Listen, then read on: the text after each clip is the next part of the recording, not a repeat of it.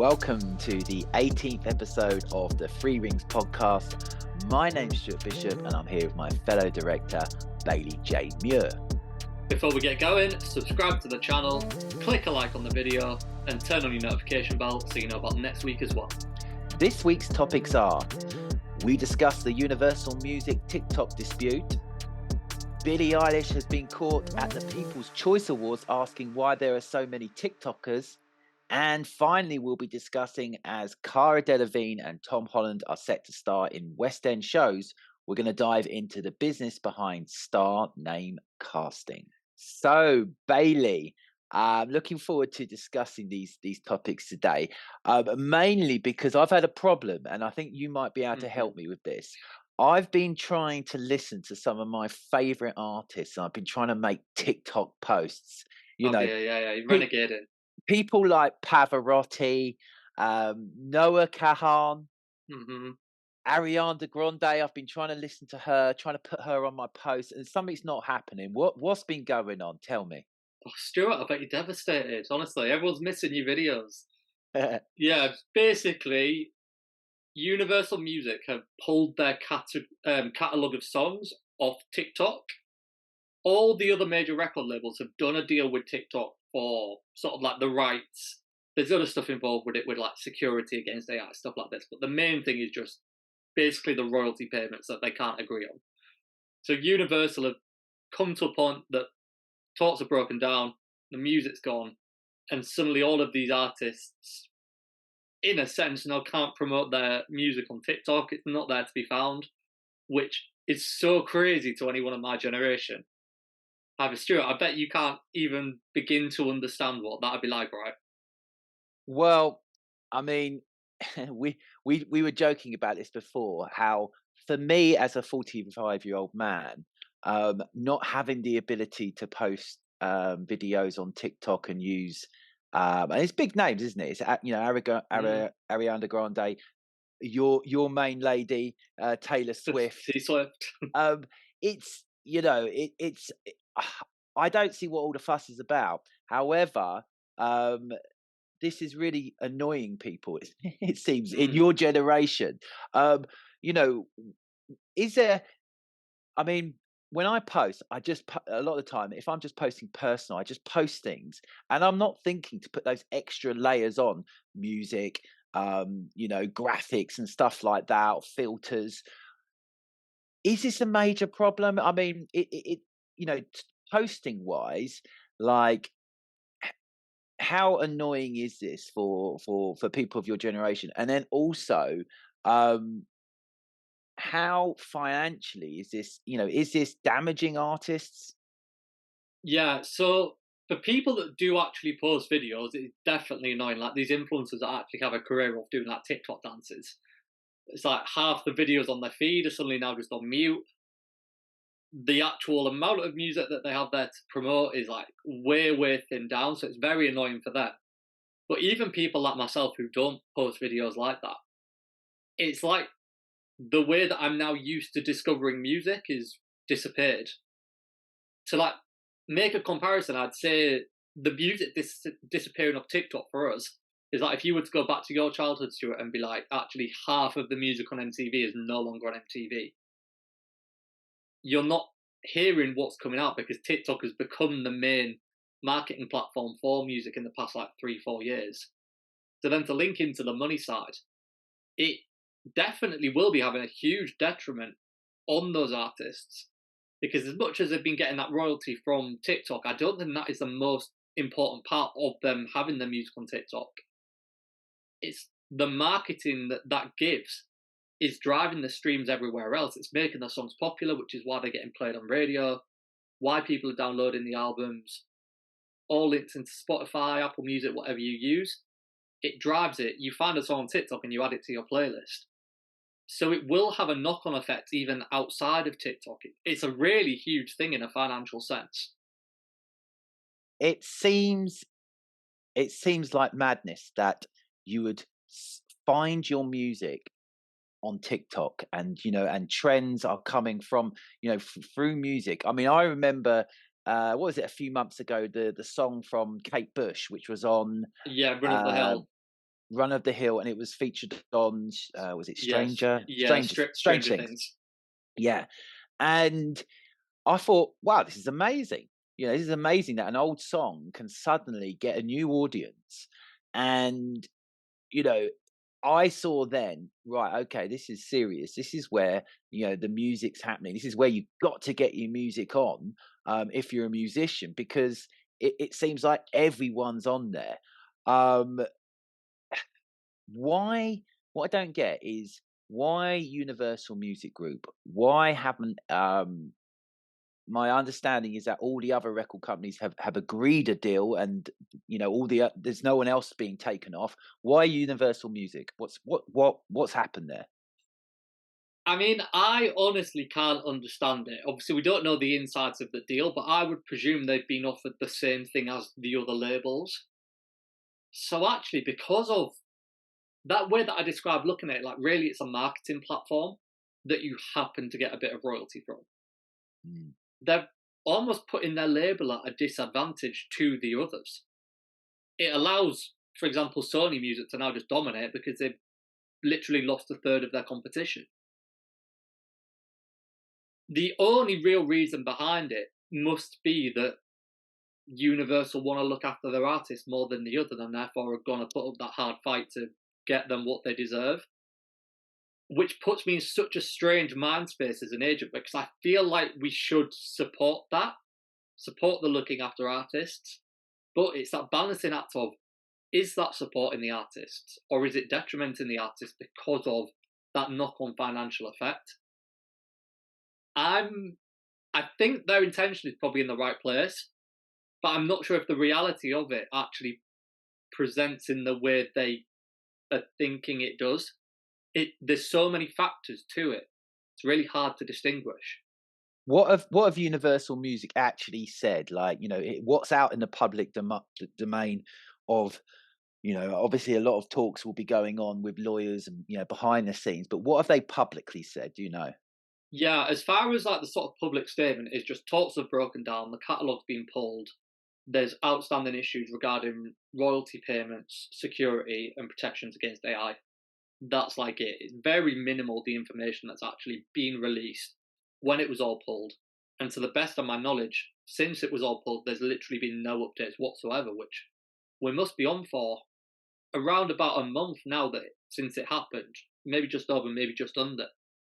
It's been quite a long time to have that pulled. I really expected that almost straight away they'd do that, and then one of the two would back down about okay, come back on. Which, to be honest, would probably be Universal, because I would say Universal need TikTok more than TikTok needs Universal. TikTok can then just go, okay, well, we'll just do more with Sony's music. For example, Dua Lipa now, I believe would Sony or Warner, I can't remember which, but now she's dominating the platform. Whereas when they pulled this, you basically had Dua Lipa versus Ariana Grande going on at that moment in time. Ariana's disappeared. Dua Lipa is now just everything. So it's almost helped their rivals. So now I'm not the biggest fan of just because I think I'm too old, but of Drake.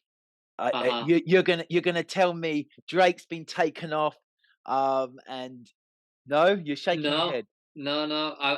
I believe Drake actually owns his own record label, Oh, that'd be right. Over Records. So, I mean, I'm sure he probably has a distribution deal somewhere on one of the bigger ones. But Where I'm going there with the Drake sort of question there is, it feels like there is so much scope and opportunity.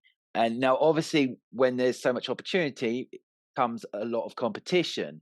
But it feels like the greatest time ever to be able to promote your music and be an artist. And it seems like you can, there are now artists who are creating their own labels and their own things, and they're completely in control of their music. Um, it just it feels like the poor record companies, they it seems like they can't catch a break. yeah, It seems like for years they've been the bad guys. well, that's it. We're in like an era in music where it's like the rise of the independents. The record labels are really losing their grip on how much they can actually help the artists. And really, that comes down to the power of TikTok as a marketing platform. In years gone by, it used to be a music artist had to be with a record label because their only way to promote their music would be to get like the talk show appearances, Top of the Pops, etc. That you could only access through record label contacts. That's all now out of the window because you're promoting via TikTok. So this is where you have these artists like Tate McRae, who in the space of 6 months has blown up crazy. I would say pretty much purely from TikTok. She's now doing those talk show appearances, but off the back of the TikTok popularity, not because record label have dropped her there.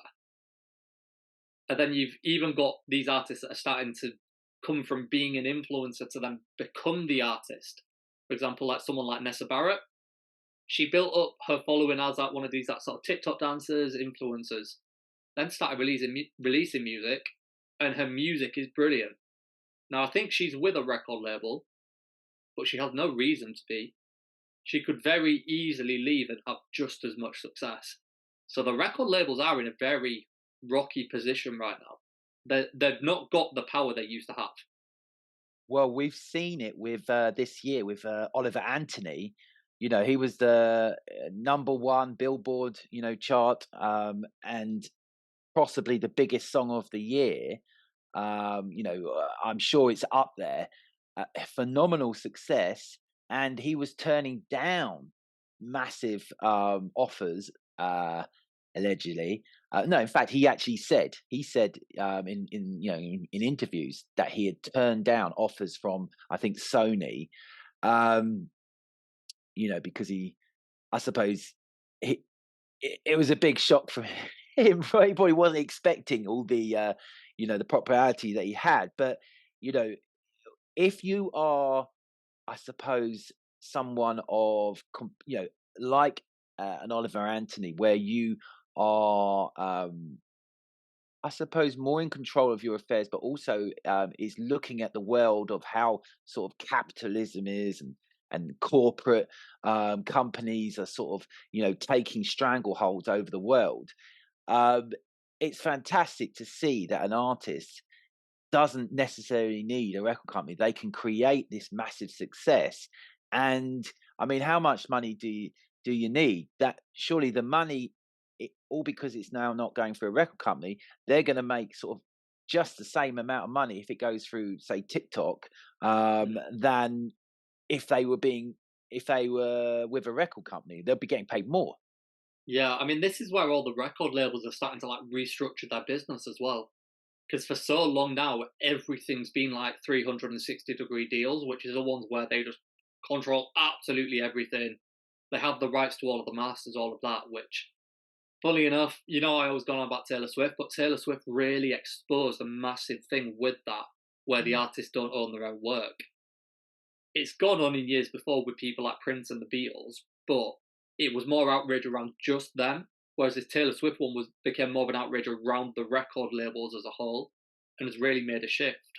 So that's where now, when you mentioned such as Drake a minute ago, that distribution deal to be purely distribution was basically unheard of even just 5 years ago, literally that recent.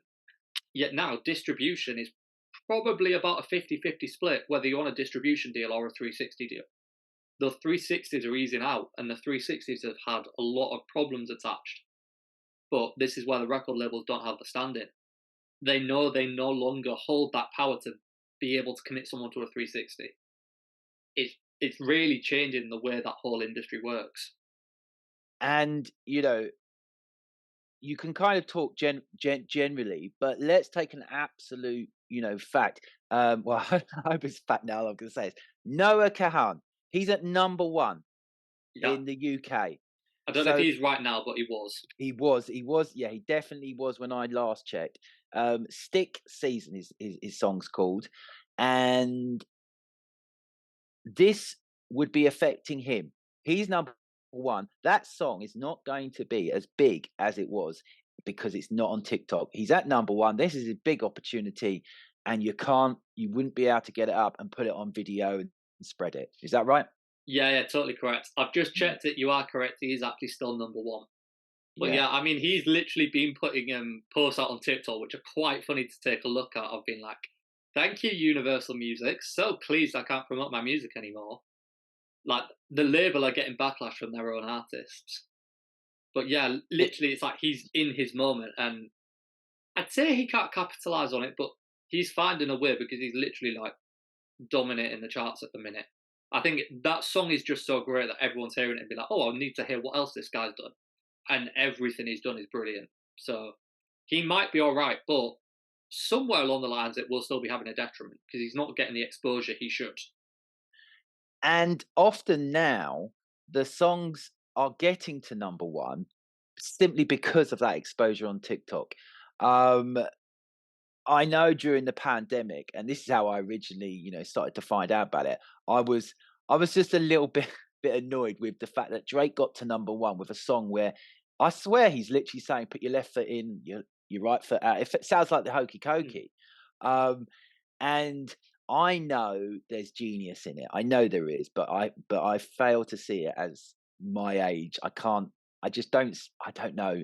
I don't want to say it's not. It's not music because I'm sounding like my parents, but it just felt like I remember at the time thinking, I'm not sure about TikTok. If people can kind of get a song which is basically I think rubbish. I don't know, what your opinion on. Do you remember the song I'm talking about?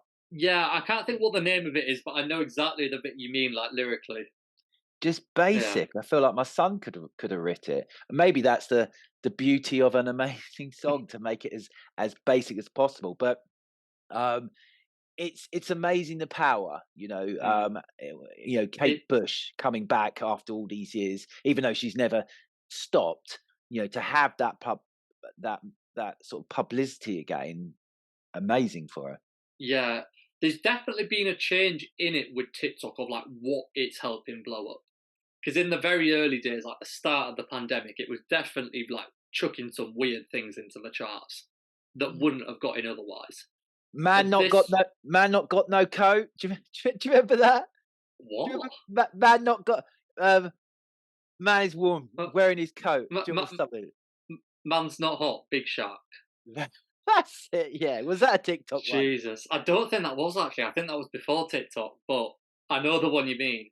But yeah, like it was at first, it was putting weird things into the charts. It's still blowing songs up in the same way, but I feel like it's now songs that pre TikTok would have made it.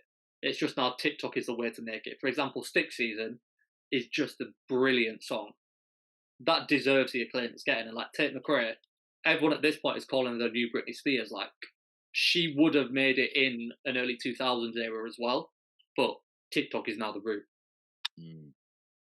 Wow. Well, before we move on, what's your prediction on this? For me, it's they unless they've got something up their sleeve and they're secretly talking with the other record companies to try and get them to come on board with whatever Universal's thinking. I can only see this going one way, and it's sort of ending very quickly. What about you? I I see two sides of it.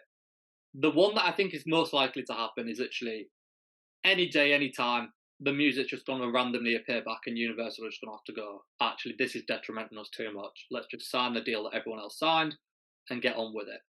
That's what I expect to happen. However, there could be another side where there's been rumblings for the past 2 or 3 years of like TikTok getting banned in the US.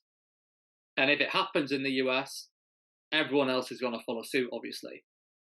Maybe Universal are banking on that. Maybe they know something the other labels don't. Not sure. In that scenario, it may make sense to get out and be a bit more pally with Meta because everything will transfer to like Instagram Reels, for example. That could be an option, but I expect, to be honest, to just see it all reappear. Well, as a massive fan of Machine Gun Kelly, um, I'm devastated. I can't post TikTok videos and using his music. So yeah. Well, I look forward to seeing you doing it when it all comes back. Right now, Billie Eilish has been caught at the People's Choice Awards asking why there are so many TikTokers there. Now, it's a bit of a clickbait sort of i- introduction into this topic. Why don't you explain what happened, and then we'll kind of we'll delve into it. Yeah, so basically, there's been a video come out of the People's Choice Awards. By the time you're watching this, it took place last week. Um, Basically, she's sat at a table talking to Kylie Minogue, and she's been caught on camera saying, "There's so many TikTokers here, like her." And the media's basically picked this up and made a whole spin of it of like, Billie Eilish hates TikTokers. TikTokers shouldn't have been invited. Which, when you actually break it down to the exact sentence, is just a little bit wild to have taken it that far, don't you think, Stuart? Well, yes, because it's she literally says, it seems, um, there are so many TikTokers here, or you can't. I don't know. I mean, this is one of these things. We're going to use this obviously to for a topic, but we as individuals, we know personally that this actually doesn't really matter that much. And what's happened is that it's been blown out to create story. But there might be different reasons why that's happened. So we'll delve into that. What's your initial thoughts on it? I just think it's really unfair for the media to go in that way. Mm, But I think it's good to cover as a topic just to point out to anyone who is listening of like, make your own mind up. Don't just read the headline yes. because that clip is like such a tiny amount. You don't know if it was sent in a positive or negative light. Like I said when I first saw it, I could so imagine being at an event with you, Stuart. Mm, Everyone that's watched a few of our episodes will know that I'm in so much support of the influencers. I think it's an alternate route to industry success. I can totally imagine turning around to you and being like, "There's so many TikTokers here, like her.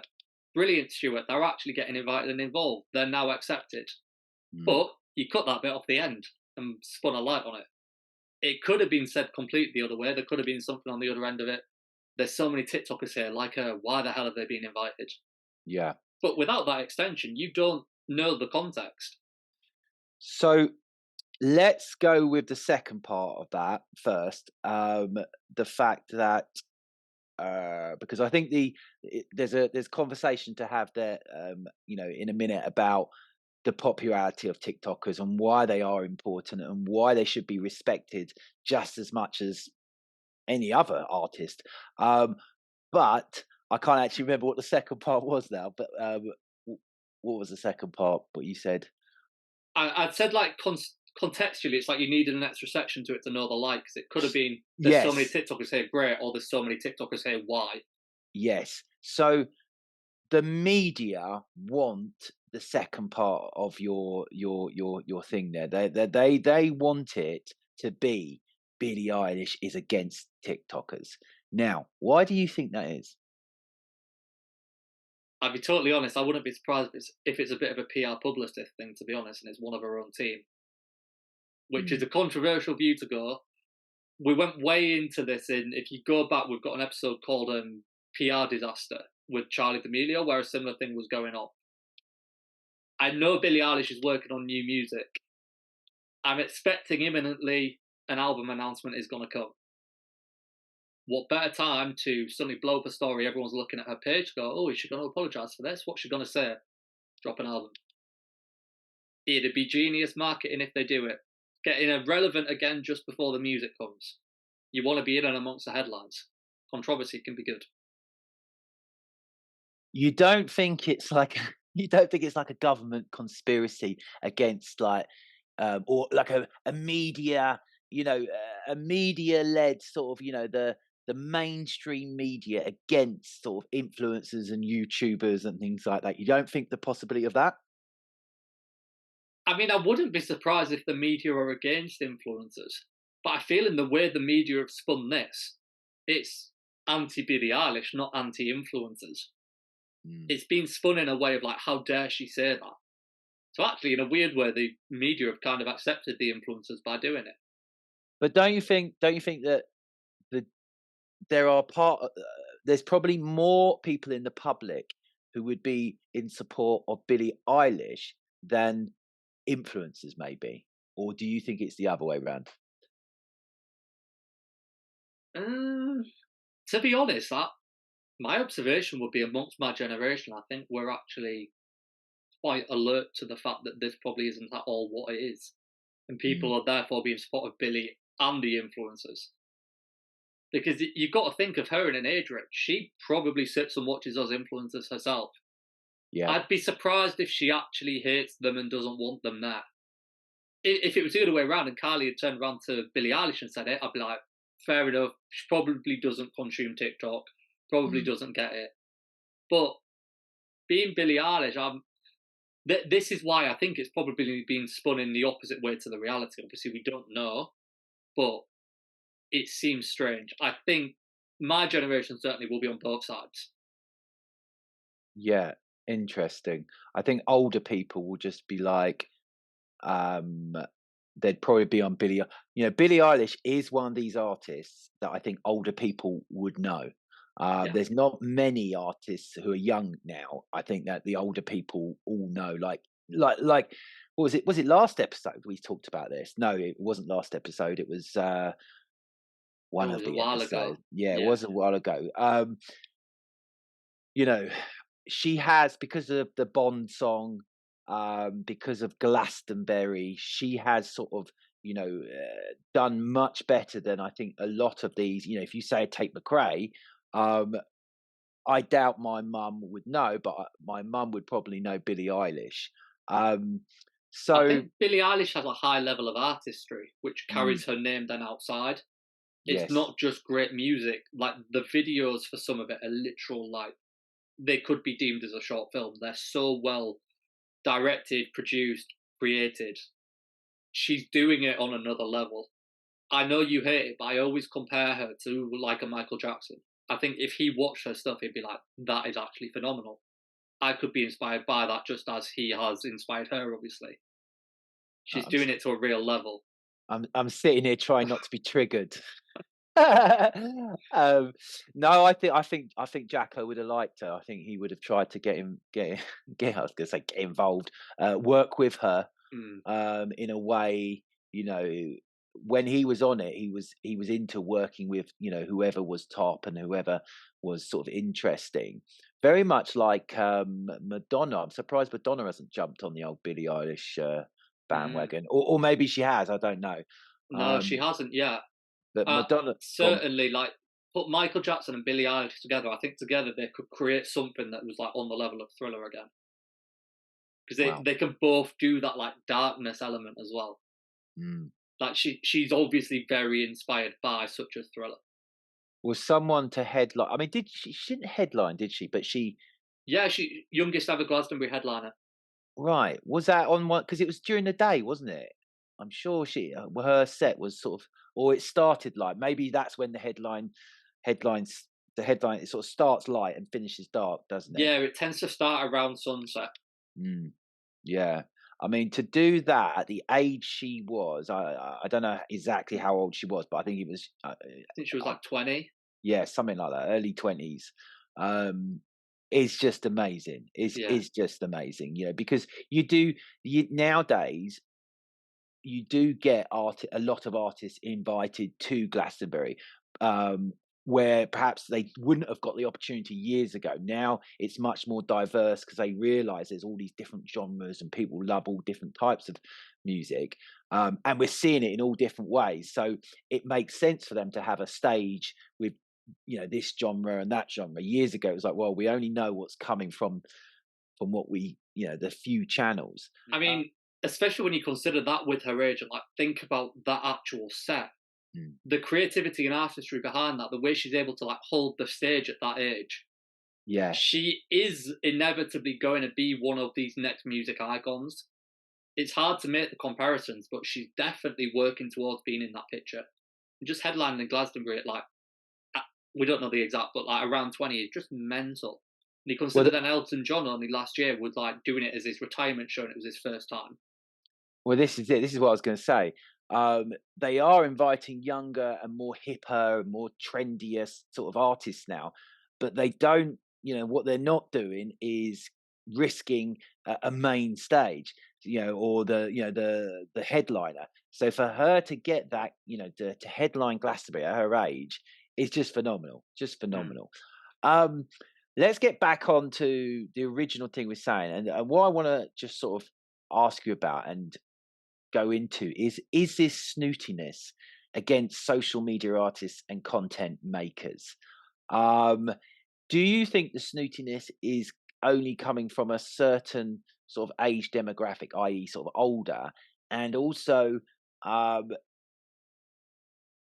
is there benefits to to TikTokers being slagged off for maybe, I don't know, the record well, not the record companies, we've just spoken about them, the media, the TV companies. I don't it's a strange one, I just don't I can't see this is just a publicist, wanting to get Billie Eilish back into the news kind of thing. Someone I, must go on. I think there is a snootiness within like certain areas of the media, probably coming from the execs who are maybe a bit older. Because it's like when I look at the music industry, they have embraced it.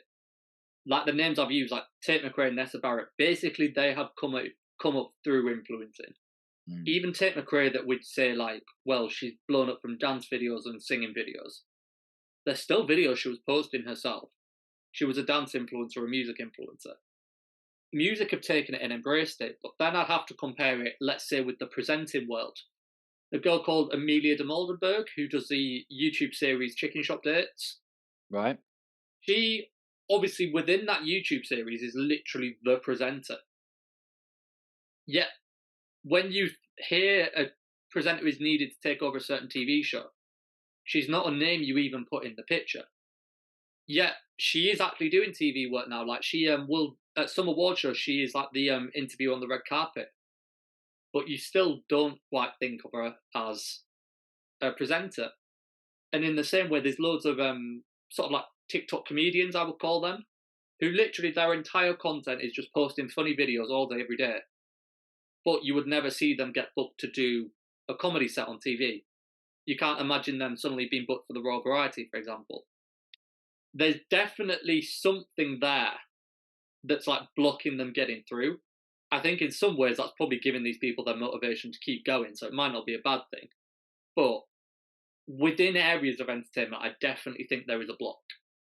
It's like it's like people's creativity are being blocked and being stopped, and um with this, because there is this, oh, influencers, oh, YouTubers, oh, oh, you just sit around on.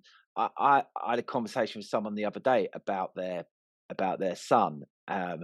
He's wanting to he knows someone who's got a YouTube channel which is, blowing up at the moment, and he's making money from it. So he's now thinking, well, that's what I want to do. And the argument Mm. was, or the debate was, um, it's not a legit, that's not going to get you a job. It's not going to help you. You need to go to college. You need to get these,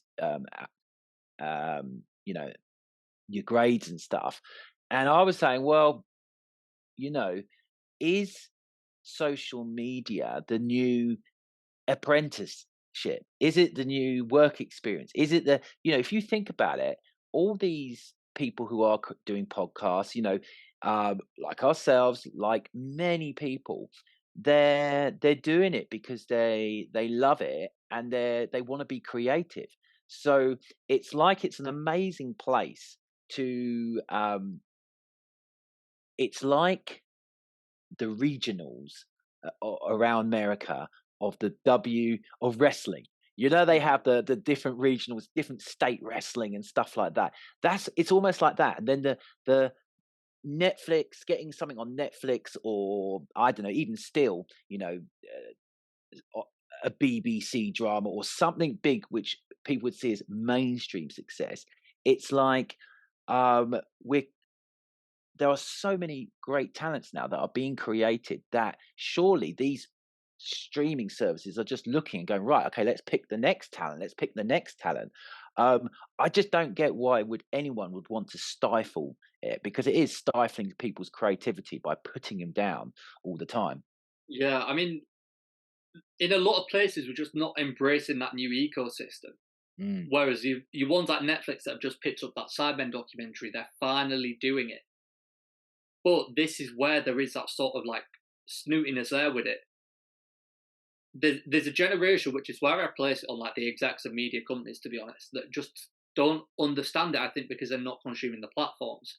Yeah. So like 2020 TikTok is a very different place than 2024 TikTok. 2020, I can admit it was a bit weird. Let's take it close to home. TikTok dances. 2020 TikTok dances were very, very basic. 2024 TikTok dance, we're talking literally Charm Ladonna's choreography she's just done for Dua Lipa. Charm is posting that left, right, and centre on TikTok, and it's blowing up and everyone's doing it. That is a real choreographer's real work from real award shows performances. But there's still this like stereotype attached to TikTok dance where we go, no, that's really bad. That's not real dance. No, the real dances are now the TikTok dances. But these media execs aren't getting that because they're not watching it, they're not consuming it. This is where there's a danger of the whole of media becoming a young person's game if these execs don't start consuming it. I always think of it as like part of your job to be aware if you work in the media.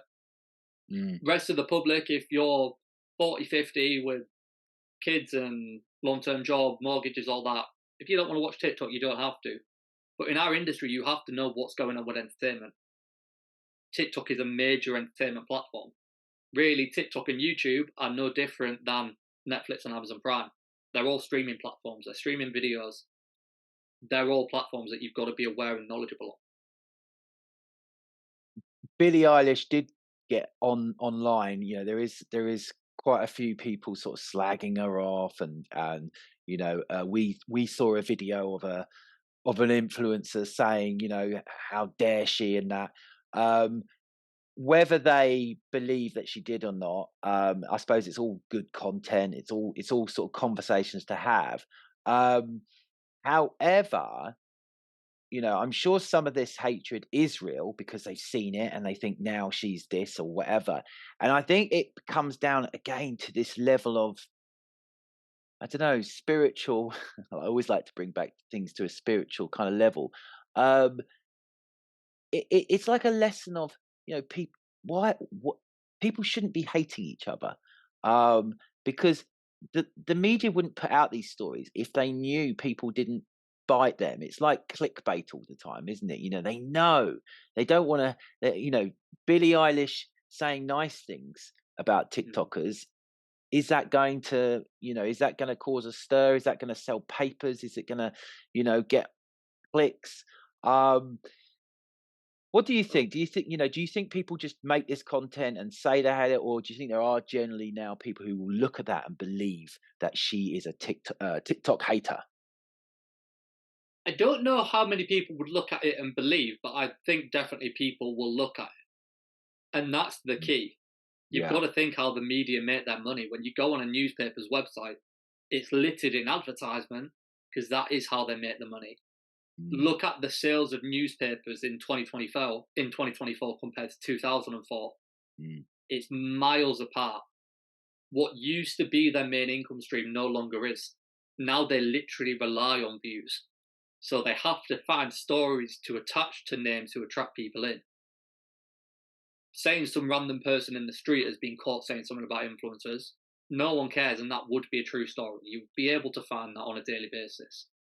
But you find a little clip that you can cut a bit off the start and a bit off the end and make it look like this major star said something, going to get you clicks that keeps your publication open. It, I, it's all the financial stream, unfortunately. I'm surprised there hasn't been another angle video, because this is what seems to happen nowadays. If there's one thing being filmed, suddenly within a couple of days or a couple of hours, a better angle. I would love to see the better angle to see, Kylie, what she was saying. It's just such a strange pairing as well. Kylie Minogue and Billie Eilish. Kylie Minogue must be like, I don't know, she must be in her 50s easily. Yeah, she Um, must be. so her, yeah, it'd be fascinating to know what she, would she have just sort of humoured and gone, oh yeah, yeah, yeah, or would she agree? Does she think, um, I mean, this yeah, is it's what I just, find strange with the clip where it's like it starts right on the sentence and ends right on the end of the sentence. mm, But why is anyone videoing just that bit? If that's genuinely all the clip is, that's where I go, maybe it's actually the publicist. if there's more than it, you'd have to imagine whatever is at the start or end change the context, and that's why it's cut. I think you've hit the nail on the head there. Do you know what I mean? If you go to an event and you're running a video, you're not capturing a random 4 seconds. Mm. It doesn't. It does. Yes, it does smell fishy, doesn't it? It does smell Mm. fishy. It's because when we did our research meeting, well, did our meeting for this episode, we saw a few videos of influencers, and they're really upset. Like, you know, it, I can't imagine. Again, it might be because of my age, but I can't imagine being so upset about something that I've seen on TV to be able to go ranting, straight away about it when you can't see the full video. So I think you've hit it on the head, though. I think possibly I mean, to it's be honest, I don't know how many of those influencers are actually upset as well. For example, I know the one I sent you was Bryce Hall, and actually, he's just using that for content. mm, He doesn't care at all what she has or hasn't says, but he knows then he can get clicks from doing something about it. So he's going to do that and make his money as well. but because he wasn't doing it as a joke, he seemed pretty serious. No, he was definitely taking the piss. You reckon? I'd say that video is full of sarcasm. Oh my god! Well, this is see, this is the thing, isn't it? Right? There is so much on social media that can be watched, especially little clips, and you can watch it and think one thing. I watch it and I just fell for it. I mean, I feel so bad for as in older people with AI, with so many of these videos that come on and clickbait things.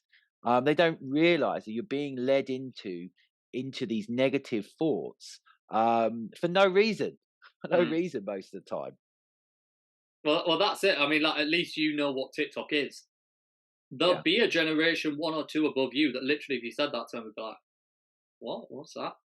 Mm, I mean, you've got to remember, there's still a generation that literally don't use smartphones. yes. Never mind every app on those smartphones. There's Mm, people who, as we've spoke about in that episode before, literally have like the majority of entertainment now blocked from them because they're not technologically advanced. yeah. Right. Well, we're going to go on the who we I think we're going to stick up for everyone involved here. I think, or I am anyway. I don't know about you, Bailey, but Billie Eilish, we're gonna give her the benefit of the doubt, and that she was saying, "Why are there so many?" What is it? What was it? Why or No, there it was is literally, there's so many TikTokers here like her. right? There's no context. Mm, yeah. So we're gonna support Billie Eilish still, and we're gonna support TikTokers still as well. It's a 0-0 draw on that one, I think. That's it. Well done, both parties. Um, but it's fascinating though, isn't it? How media works, how stories work. Um, we've been watching the Rest is Entertainment podcast, which the lady on there is a journalist, and it's also got the guy from Pointless, and they've been explaining on there just how TV shows work and how things happen and scripted, and it's fascinating. And the majority of the public just believe everything that gets shown to them. Um, you know, right down to I think they've started to realize that things, the last days of X Factor, I think people started to realize, okay, when the cameras are like showing the person waking up in the morning, they're starting to think, okay, this is a bit scripted. Yeah, well, it's all studio politics, isn't it? Mm, You don't see it going on until you look for it, and when you look for it, it is blatantly obvious. yes, yes, right. So, Cara Delevingne and Tom Holland are set to appear in West End shows. Tom Holland is set to star in Romeo and Juliet. That's coming in the summer. I think already sold out. Sold Hmm. out straight away. Yeah, sold out the same day. Crazy. And then Cara Delevingne, I think she's about to start. I think it's March the 4th. She starts at the Kitty Kit Kitty Kat Cat Club. Kit Kat Club. I walked past it the other day. It's pretty impressive. It is, isn't it? Um, yeah, in Cabaret, and we, when I saw this, it made me think, that's interesting, because they're both Cara Delevingne. She's obviously started off as a model, however, has had, been in many films now and many sort of TV series as well, and obviously Tom Holland is, a huge Marvel. So these Mm. are massive, sort of controversial ones, but we want to delve into star name casting, because obviously Tom Holland, you could say, well, how comes he gets straight away, Romeo and Juliet sort of, I presume he's playing Romeo, Yeah. when in a lot of people's eyes, well, he's only been around for a few years, maybe. What has he done? He's been in Spider-Man, and I can't think of anything else, although I know he has done other things. So to someone like me, it seems like, wow, that's very quick. And then suddenly, bang, he's in Romeo and Juliet, and it's just sold out. So obviously, it's the right decision for the producers and Mhm. people involved. Um, I mean, little do you know, Tom Holland was literally Billy Elliot on the West End. I didn't He's know a that. child star. He's been there and done it before. But people don't know that because you just know the little moment of fame. Mm. And this is where both of these people have a background in performance training. Tom Holland, obviously from Billy Elliot, I believe he went to Sylvia's, as they all do. He's fully trained. And Cara Delevingne, trained by your own very own Stuart Bishop, right? Yes, I'll tell that story in a bit. I'll tell you stuff. Oh, setting you right up there. You did set me up. Well, I can tell it now, but we do want to. We do want to delve into the star name casting, because it's changed over the years. It used to be people would get aggro, and there'd be so much sort of uproar about the fact that this person, who had been on maybe a reality show or is known for this, is suddenly allowed to do the West End. So we'll delve into that in a minute. But quick little divert. Yes, Cara Delevingne once randomly rang. Well, her publicist or her assistant rang it was Love Rudai at the time, Love Rudai office, wanting to have a private lesson with Stuart Bishop. And I remember being told this. I was like, by Serena, um, who was in the office at the time, and she just told me, very casually, and I was like, "What?" As in the world famous Cara Delevingne, sort of the top model of the time. Mm. And don't get me wrong, I've obviously worked with famous people, I've worked with famous artists, I've done TV, um, but to be requested by, at the time, she was the top sort of the most well known, infamous, whatever model. Um, And I was just like, okay, this is a bit random, but if she wants to have a private lesson with me, she can. And it got arranged. It was going to be at Pineapple. Then got cancelled, so it was like, oh, okay. Um, and then it got rearranged, and I made the mistake of watching some of her stuff. I was thinking, well, it'd be good to have Oh no. a little bit of conversation, a little bit of that I do know about her.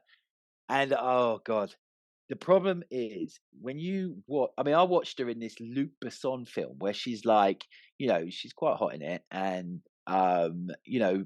it's quite starry. Rihanna's in that film as well, and for about 2 or 3 days, I watched all her content, and I don't know, I became a bit of a fanboy.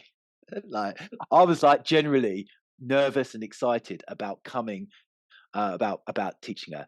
I've worked with loads of famous people, never been that bothered, but with her, I was like, I don't know, I was shitting it. Anyway, or not shitting, I was just excited.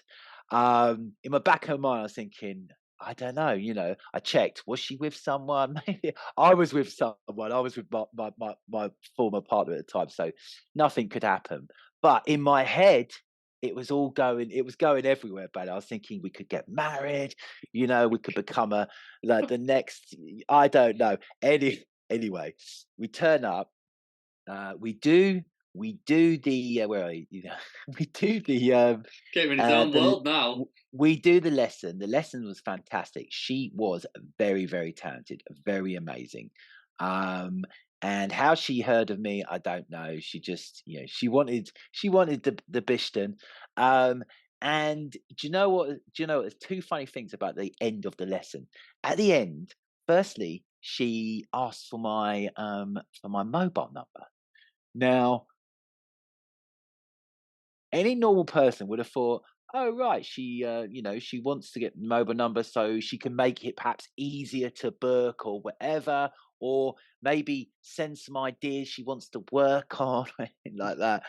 What am I think? What do you think I'm thinking, Bailey? I mean, Stuart just wants that number, right? I'm thinking, well, that's it.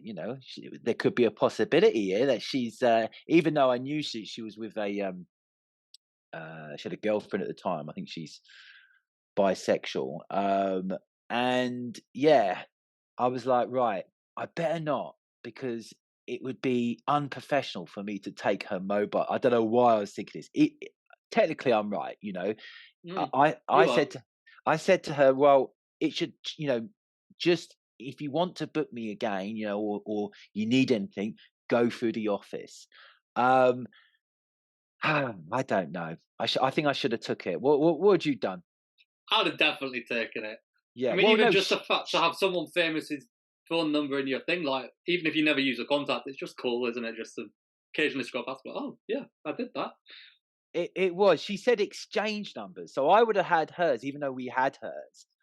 Well, we had her assistants actually, Yeah. but yeah. So I don't know. I don't know why. I lost myself for a little bit, and yeah. But the second part of that, right, is that when we left Pineapple, just as we came out of the studio, Pineapple were there with a bouquet of like goodies and a pineapple bag and all this, and they were like, "Oh, thank you for coming to the studio." I was well annoyed. I'd been Oh, I can working there at imagine. that point. I'd been working there at that point 20 years, and they'd never given me like a pineapple bag or even a bloody t-shirt. So, Come on, Pineapple, sort it out. Get Stuart well, sorted. too late now, isn't it? It's too late now. But yeah. So I can vouch she's very, very talented. She was the reason we then didn't we were meant to do a second lesson, then it got cancelled, and then nothing ever happened from there. But the reason she couldn't do the second one is because she had to do she was waiting to hear when a book signing of a book she'd written. So she's an author, she's an Mm. actress, she's a model. So for me it makes sense for her to be in something like Cabaret. I think that's would be right up her street, and I think her fans would love her in that kind of sort of dark kind of musical. But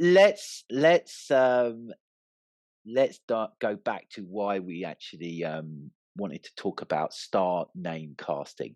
There's been a change, hasn't there? Because um, it had a bad name, I think. Especially amongst sort of actors and West End people. Um, you know, have you noticed that, or did you? Are you too young to know that era? I think I might be too young to know it, to be honest, because I know the sort of like prejudice and stereotype of it, but I can't actually lay a finger on when it's happened. Because I want to describe that flip of like they're now finding famous people with a genuine performing background to put in. But then when I try and think back, I can't actually find anyone who didn't have that was a star name. Mm. Well, yeah, I mean, they have to be capable. They can't just, I suppose with Panto, they Yeah, can do it, because you get people like, Frank, you've had Frank Frank Bruno. Bruno. Yeah, he obviously wasn't an actor. Um, and you get a lot of reality stars who just, it's there because of the fan base. But you can't go against sort of the talents of Cara Delevingne and people like Tom Holland and all these other ones who are getting these. But what it was I think there was this misunderstanding of who deserves to be in the star sort of billing, who deserves to get the chance. You know, again, it's funny because it goes back to sort of the TikTok argument. There's certain amount of people who feel like, well, hang on, because they haven't come through the proper channels, or should I say the normal Traditional. or the traditional, that's where people are, have been in the past. Well, how comes? I remember Peter Andre, for example, was in Greece. Now, Peter Andre was a major record, for a while in the 90s, a major record. Even was it the end of the 80s or early 90s? He was a major recording artist. He was Mm. obviously massive in Australia, massive in the UK. I'm sure he probably was big over Europe as well. So it, but people might go, "Oh, Peter Andre, why would Peter Andre be in a musical, even though he's a singer?" Yeah, yeah. I mean, I think there is still a like attitude there within the industry of that as well.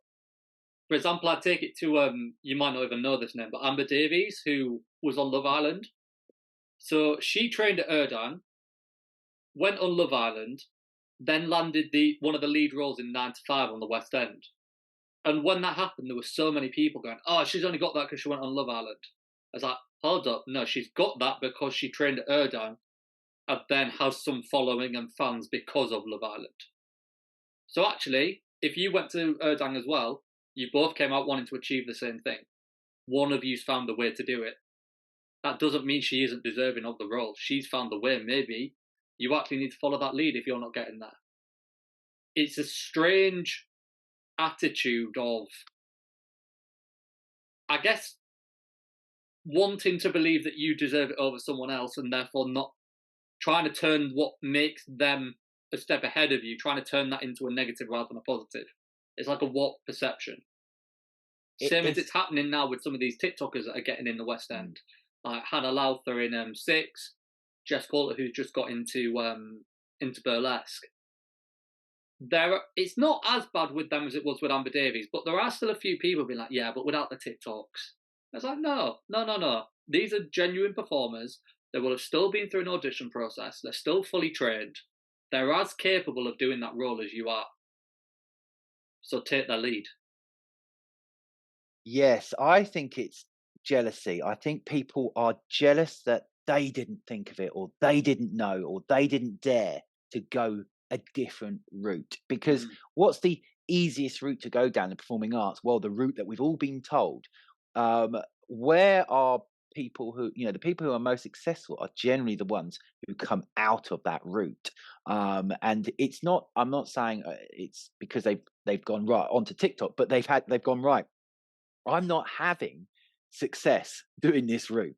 Yeah, It's really hard. So I'm going to try and find different ways of, I mean, I can only think of, well, I can think of loads of examples, but for example, myself, at the start, for us to get more jobs through the agency, we created DVDs, we had merchandise, we did more things to promote us outside. And I know some people might have said, "Oh, well, they're only getting those jobs because they've got this or they do that." So they've do, but it, that's the way to do it, isn't it? that's it. I'm going to take this literally words out of your mouth, but they're building a brand. Mm. They understand that actually just joining the audition line outside Pineapple every single day, not that it exists every day anymore, isn't actually generating results. It's like a 1 in a million winning the lottery. TikTok is blowing up new people every single day. Instagram, YouTube. All of these things can actually piece together to get you not having to step into that line but still achieve the same things. It's just actually navigating your career with a business mind. People always say to dancers, to performers, you've got to operate like a business, but we never quite break down what operating like a business is. The traditional route is not operating like a business. No. Well, operating like a business. Ah, it's it, Operating like a business is innovating. We've got to yes, innovate the route. yeah. It's not being the same as everybody else and doing the same thing. Now, I'm not saying people shouldn't go to college and not, go to castings or things like that. But it's it. it's often people's frustration which leads them to these different creative ways of doing it. And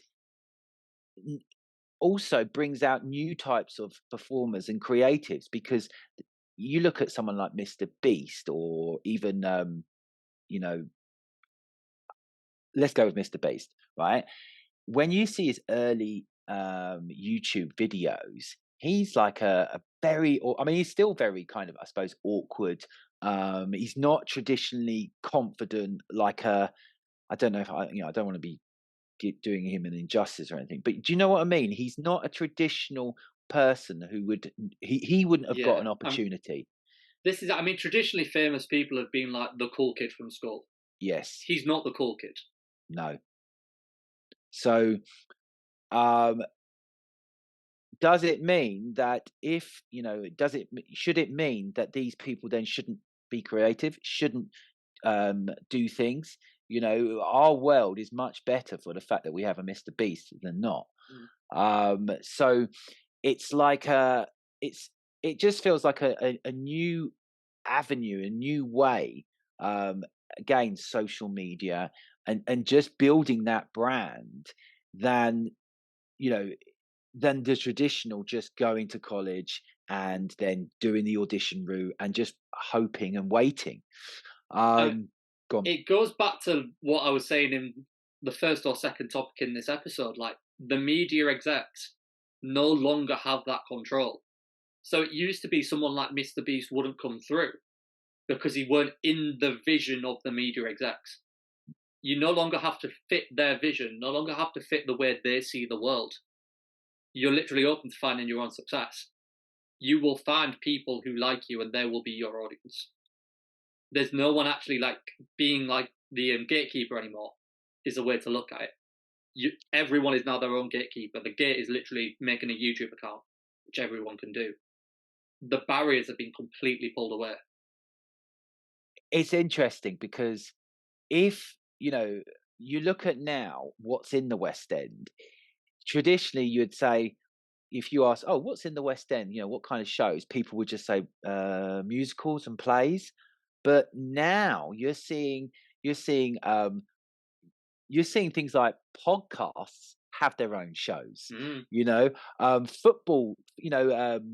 What's it Yeah, the called? little like interview shows. The interview Like when shows. they do like a night with Eric Cantona kind of thing. Yeah, these are becoming very, very big, and people, the audiences are starting to change as well. I remember, it's got to be years ago now, when influencers was just starting to get big. I remember walking through the West End. No, I was walking through Covent Garden. I was, and there was a makeup shop, and there was a queue going all the way down the road. I remember thinking, what's going on here? And someone said, oh, it's a makeup influencer, and the queue was phenomenal. Now, if that person had put on a show, they would fill it up. And we're seeing now. I mean, what are you saying, Bailey? When the podcast gets big, should we do like a little You want your own rings? makeup brand, do you, Stuart? No, Free Rings podcast live. Yeah, absolutely. We can do it. We can bring on. Well, which theatre would we have? Which one would you go for? Like, Drury Lane's the best one in my opinion. Drury Lane. That's where Frozen is at the moment, isn't it? Yeah, beautiful theatre. Or Apollo Victoria, where Wicked is. That is a gorgeous theatre. Drury Lane. I once watched My Fair Lady with Martine McCutcheon. You might not know who she is. She's the. Have you ever seen? Yeah, I know. Okay, right. So, and as I was sitting there, I was like, "Why is the floor moving?" Yeah, hundreds of mice, hundreds. Oh, I've never been back. I've never been back since. I'm sure they've really? sorted. I'm sure they've sorted it out. So, but I think that's a bit big. I think we need something a little bit more cozy, don't you think? Like but the Do you not Arts think we Theatre can or fill something it? like that. Do you not think we can fill it, Stuart? Cheers, that's Probably, confidence. well, I don't know. Maybe you might. I'm not sure. Maybe. To be honest, if we're trying to fill it, we might just get a bus stop. Do you know what I mean? Yeah. I think we should start, right. If we ever do a live 3 weeks podcast, we should start with the Arts Theatre. Yeah. Yeah. and then move into the O2, isn't it? Yeah, O2 Like, Arena, I'm down, then Wembley. yeah, That yeah. Rome Coliseum. God, can you imagine? Can you imagine? Stranger things have happened. Stranger things have Well, happened. Do you know what I mean? If so we would, fingers crossed. well, we'd have to just guarantee a massive guest, wouldn't we? Yeah.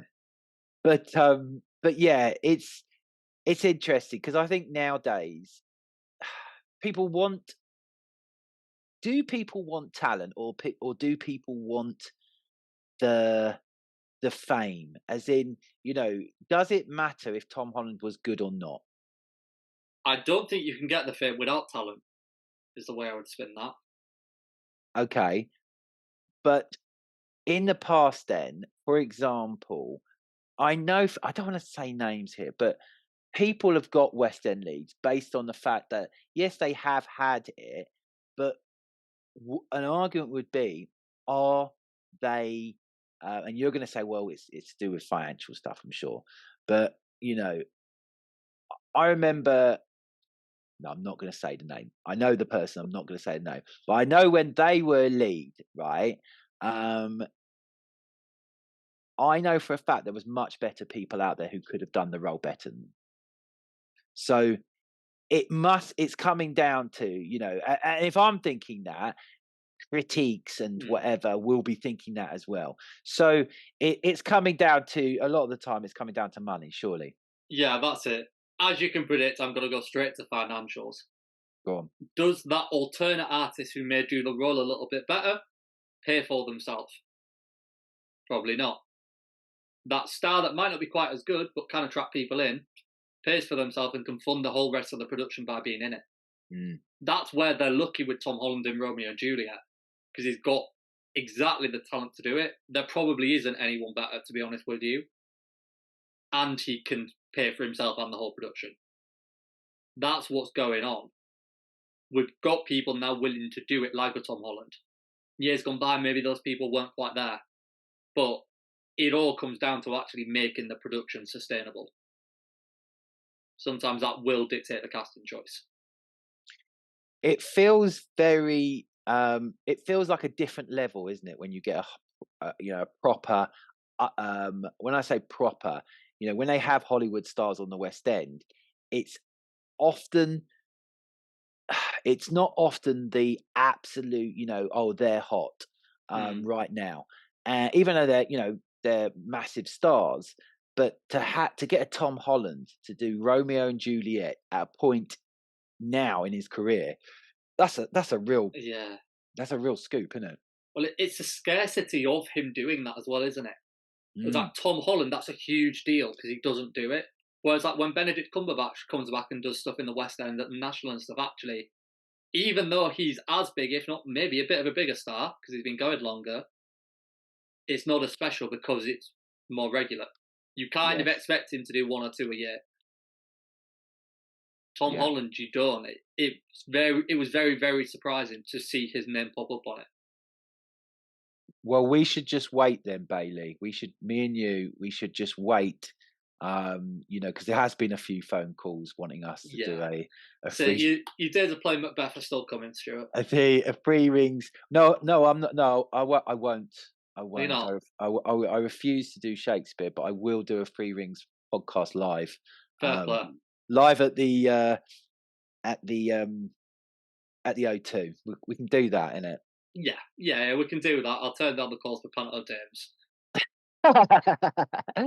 Yes, yes. God, can you imagine? Can you imagine if it all went pear shaped and we did end up being hey, that's no disrespect to Panto Dames. I've worked with some great Panto Dames in the past. Oh yeah, But for absolutely. our dreams, it would be the lesser um dream, I suppose. It wasn't even in my psyche until you just said it. But can you imagine if we did we got a panto, Bit two like ugly sisters. the two ugly sisters, That'd yeah, be and they were brilliant. To be fair, that'd be a good laugh. it probably would, especially if they were paying us like some of these people get paid, innit? Yeah. Oh, you know it. You know it. Right. So, and do you know what's so funny is that it'd be hard for me because So I'd obviously have to put makeup on every day to make myself look ugly. But for you, Would it'd be you? very easy Right. to show way into the. Okay. No, Okay. I was gonna do it about me. Then I thought, no, come on. I'm doing my face yoga at the moment, so with all those people Oh, thinking, there we are. He's winning then. no, You're I'm just doing. outing yourself now. I am. I'm doing face yoga to just to I don't know to try and make myself look young, Yeah. but Pretend you're not old. it's not working, is it? No, Um, it's not. right. So okay, good topics today. Like it's interesting. I'm interested to know what people are thinking. Write down in the comments. Um, Especially, I think it's interesting for us to know people's ages. It'd be nice to, because obviously when we do get comments, we don't know. But if someone's to say, "Hey, I'm da da da, and I've heard of this person or whatever," because